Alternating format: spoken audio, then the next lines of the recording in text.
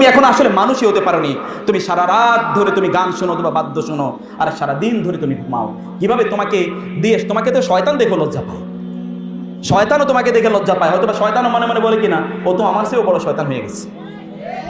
তোমার নিজকে পরিবর্তন করার জন্য তোমাকে আসতে হবে আল্লাহ এবং আল্লাহর রাসূলের কাছে, তোমাকে কোরআনের কাছে আসতে হবে, তোমাকে সুন্নাহর কাছে আসতে হবে। তোমার লজ্জা হয় না তুমি শেক্সপিয়ার পড়ো কিন্তু তুমি কোরআন পড়তে পারো না?